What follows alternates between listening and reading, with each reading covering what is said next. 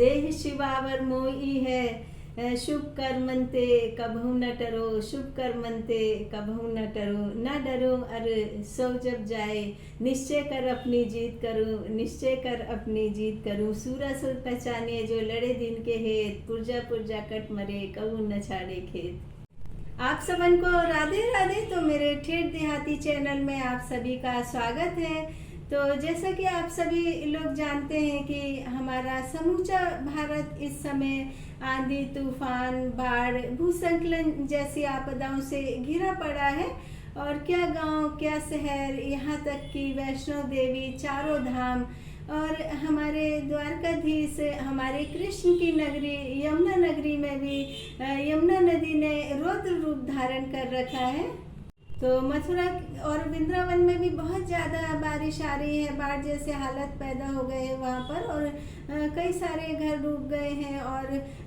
उनके जो घरों में रहने वालों के जितने भी फर्नीचर वगैरह हैं, सामान हैं, सब एकदम पानी में डूब गए हैं। और वहाँ के लोग बहुत ज़्यादा बाढ़ का परेशानी का सामना कर रहे हैं। और जब भी हम लोग मथुरा वृंदावन जाते हैं तो हम लोगों का जो सबसे मुख्य उद्देश्य होता है कि कृष्ण जी भगवान राधा रानी के दर्शन करने के बाद मथुरा और वृंदावन के भक्तों से हम मधुकरी प्राप्त करें। तो जिन भक्तों से हम मधुकरी प्राप्त करते थे, आज उनके घरों में बाढ़ का पानी भर गया है और वो छतों के ऊपर हैं, बाट जो रहे हैं कि कब कोई उनकी मदद करे, उनके लिए भोजन लेकर के जाए, पानी लेकर के जाए। कुछ लोग बहुत ज़्यादा बीमार हैं तो उनको दवाइयों की भी ज़रूरत है। तो ऐसी कठिन घड़ी में हम सभी का कर्तव्य बन जाता है कि हम मथुरा वासियों की, वृंदावन वासियों की हम लोग मदद करें, सहायता करें, क्योंकि इनकी मदद करना, सहायता करना हमारी मानवता या हमारा धर्म नहीं है, अपितु तो हमारी भक्ति है। क्योंकि जब भी हम लोग मथुरा वृंदावन जाते हैं तो हम लोग किसी भी दरवाजे पर चले जाते हैं, हम लोग आवाज़ लगाते मैया हमको मधुकरी दो। तो वो लोग ये नहीं सोचते कि हम किस शहर से आए हैं, हम कौन हैं। और उनके घर में जो कुछ भी रूखा सूखा बना रहता है वो मधुकरी प्रसादी ला करके हमारी अंजनी में दे देते हैं और हम भक्त अपने आप को बहुत ज़्यादा धन्य समझते हैं। लेकिन आज उन लोगों को मदद की ज़रूरत है, क्योंकि ये जो मथुरा वृंदावन वासी होते हैं इनको बहुत ज़्यादा सुख सुविधाओं की ज़रूरत नहीं होती है, क्योंकि ये लोग कृष्ण की भक्ति में इतना डूबे रहते हैं कि कृष्ण भक्ति में डूबे रहना ही इनके लिए सबसे ज़्यादा सुख और सौभाग्य की बात होता है। तो आज इन ब्रजवासियों के ऊपर बहुत बड़ी आपदा आई हुई है, ना इनके पास रहने के लिए घर बचा है और ना इनके पास खाने के लिए भोजन है। तो ऐसी स्थिति में बहुत सारी स्वयंसेवी संस्थाएं हैं और बहुत सारे लोग इनको मदद पहुंचा रहे हैं। और प्रेमानंद महाराज जी ने भी जाकर के बाढ़ग्रस्त इलाकों का जायजा किया और जो प्रेमानंद महाराज जी के सेवक हैं वो घर घर जा कर के लोगों को भोजन, दवा और पानी वगैरह उपलब्ध करा रहे हैं। और जो बंदर पेड़ों के पर बैठे रहते थे, मोड़े पर बैठे रहते थे और कोई भी भक्त जाते थे तो कभी उनका चश्मा लेकर भाग जाते थे, तो कभी उनका वॉलेट ले जाते थे और यहाँ तक कि उनका मोबाइल भी झपट करके ले जाते थे। आज इस भयंकर आपदा तूफान से वो बंदर भी सहमे हुए हैं, वो पेड़ों पर छुप करके बैठ जाते हैं, कभी मुड़ेर पर बैठते, भूख लगती है तो इधर उधर बाहर आकर के देखते हैं कि शायद कोई हमें फल फ्रूट दे। तो प्रेमानंद महाराज जी के सेवक भी इनकी सेवा कर रहे हैं और भी लोग इन बंदरों और पशु पक्षियों की सेवा में लगे हुए हैं। तो मथुरा वृंदावन में जो लोग काफ़ी साल से रह रहे हैं उनके छोटे छोटे मकान हैं, छोटे छोटे मकानों में उन्होंने छोटी छोटी दुकानें खोल रखी हैं और उन दुकानों के माध्यम से ही उनकी जीविका चलती है। वहाँ पर ये लोग फल फ्रूट, माला, पूजा की सामग्री और भगवान जी के वस्त्रों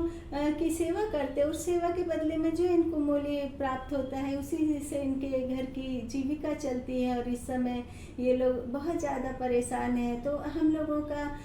फर्ज बनता है, हम लोगों की भक्ति बनती है कि हम लोग इनकी ऐसी स्थिति में सेवा करें, क्योंकि ये जो हमारा जीवन है, हमारा जीवन अमूल्य तभी कहलाता है, हमारे जीवन का मूल्य तभी होता है जबकि हम लोगों की सेवा करें। यदि हम लोगों की सेवा नहीं करते, अच्छा कार्य नहीं करते, तो जो हमारे जीवन का मूल्य है वो निरर्थक होता है। तो इस बाढ़ और आंधी तूफान ने पंजाब में भी बहुत ज़्यादा कोहराम मचा के रखा है। वहाँ की हरी भरी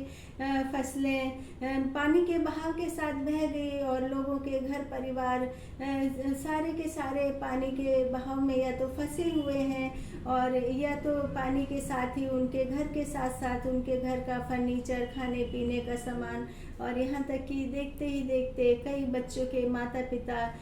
इस पानी के बहाव में बह गए, हमेशा के लिए उनसे दूर हो गए। और कई माता पिता के सामने उनके छोटे छोटे बच्चे, कितना ही जोर से उन लोगों ने हाथ पकड़ रखा था कि अपने बच्चों को, घर परिवार को हम बचा करके रखें, लेकिन इस बहाव ने, पानी के रौद्र रूप ने उनके देखते ही देखते सारे परिवार की जीवन लीला समाप्त कर दी। घर में या तो कोई बड़े बुजुर्ग बचे हैं हमेशा के लिए अपने बच्चों का इंतजार करने के लिए, तो बहुत छोटे छोटे से बच्चे जिनको ये भी नहीं पता है कि हमारे माता पिता कहाँ गए, ये सब क्या हो रहा है। और वो कभी पेड़ों के झुरमुट में बैठ करके अपने आप को बचाते हैं, तो कभी कोई लोग देखते हैं कि यहाँ कोई छोटा बच्चा फंसा है तो उसको बचा कर ले जाते हैं।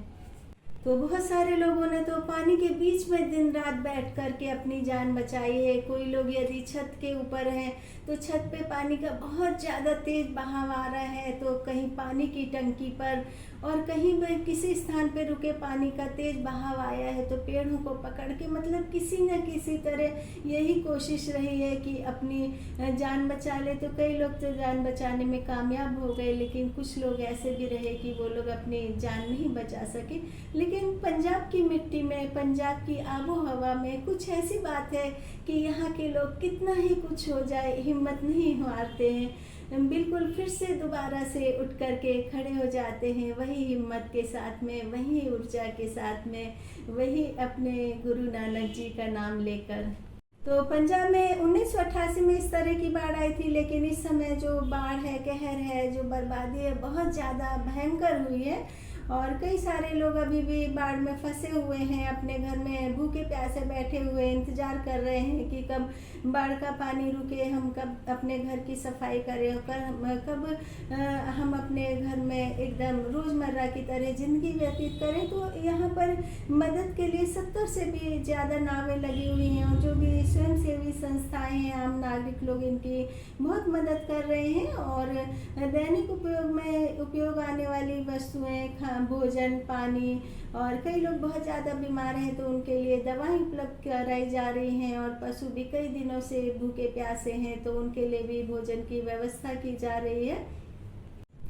तो ऐसे समय, संकट की घड़ी में हमारे भारत में एक बात देखी गई कि हमारे भारत के लोगों ने जात पात से ऊपर उठ करके बाढ़ पीड़ितों की मदद की और एक बहुत ही अच्छी मिसाल कायम की है एकता की।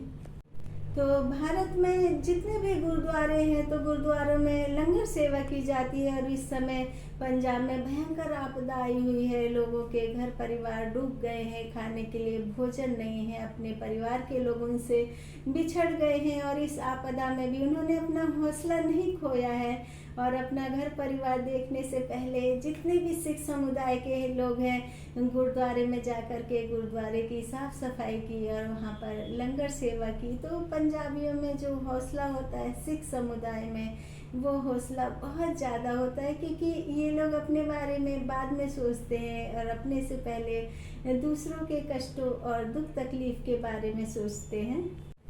तो इस समय भारत में सभी लोग भेदभाव को मिटा करके,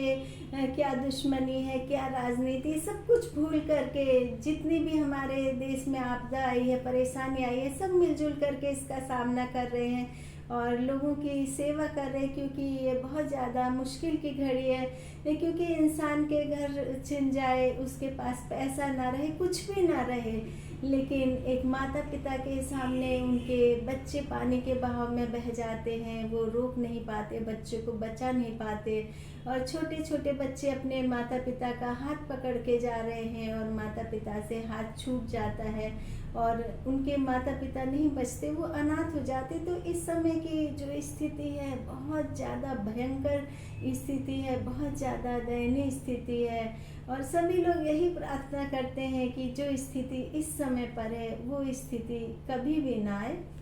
तो गरीब किसानों ने पाई पाई जोड़ करके खाद खरीदी, बीज खरीदे और फसल उगाई और बच्चों की तरह उस फसल का ध्यान रखते थे। रात रात भर पूरा परिवार लगा रहता था और फसल भी लहलहाने लगी, हरी भरी हो गई। सोचा कि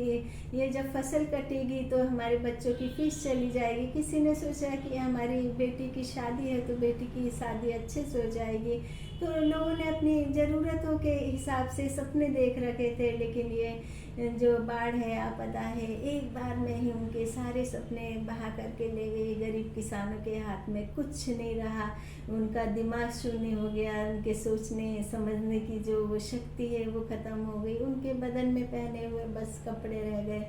और टूटी फूटी हिम्मत रह गई। लेकिन उसके बाद भी ये जो गरीब होते, किसान होते हैं, मेहनती होते हैं, ये बहुत जल्दी हिम्मत नहीं हारते, क्योंकि ये लोग बहुत बार टूटते हैं, बिखरते हैं, जोड़ते हैं अपने आप को और फिर से उठ खड़े होते। लेकिन इस समय की जो बाढ़ आई है, आपदा आई है,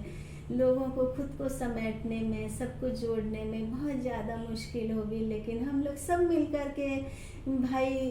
की तरह या फिर पूरे परिवार की तरह, खानदान की तरह एक दूसरे की मदद करके आगे बढ़ेंगे तो जल्दी से जल्दी इनको जो नुकसान हुआ है उस नुकसान की थोड़ा बहुत तो भरपाई हो पाएगी। तो बाढ़ पीड़ित लोगों की जो कोई भी सहायता पहुंचाने चाहते हैं तो वो सहायता पहुंचाने के लिए उसी स्थान का चयन करें जहां पर कि बाढ़ पीड़ित लोग हैं। क्योंकि कई लोग ऐसा होता है कि बाढ़ पीड़ितों की सहायता करने के लिए जाते हैं, लेकिन उनको स्थान का नहीं पता होता है कि तो वह बाढ़ पीड़ितों की सहायता करने की बजाय खाने पीने का सामान, दवा पानी वगैरह कहीं और दे करके आ जाते। तो इससे बाढ़ पीड़ितों को सहायता नहीं मिल पाती, क्योंकि उस समय जो सबसे ज़्यादा ज़रूरी है तो वो बाढ़ पीड़ितों तक खाना, पानी और दवाई पहुंचाना है। और यदि हम गलत जगह पर इन दवाओं या फिर भोजन सामग्री को पहुंचा देते तो उनकी मदद नहीं हो पाती। तो सबसे पहले हम ये तय कर लें कि बाढ़ पीड़ित जो क्षेत्र हैं, जो लोग हैं, वो कहाँ पर हैं, तो हम वहाँ पर ही सही पता करके पहुँचें और लोगों की सहायता करें। तो ये जो 2-3 साल है, ये सभी के लिए बहुत ज़्यादा मुश्किल का समय है, क्योंकि समय समय पर ऐसे ही भयंकर विपदा आएगी, अचानक से क्या कुछ हो जाए कुछ नहीं पता है। तो ये जो समय है ये सबके मिलजुल करके रहने का समय है, एक दूसरे की मदद करने का समय है। और जो लोग भी नास्तिक हैं उनको भी सबसे ज़्यादा से ज़्यादा भगवान का नाम जप करना चाहिए, सभी को मंत्र सुनना चाहिए और ज़्यादा से ज़्यादा हो सके तो सूर्य भगवान को 1 लोटा जल सभी को रोज़ देना चाहिए, ओम नमः शिवाय या फिर सूर्य मंत्र बोल करके। राधे राधे।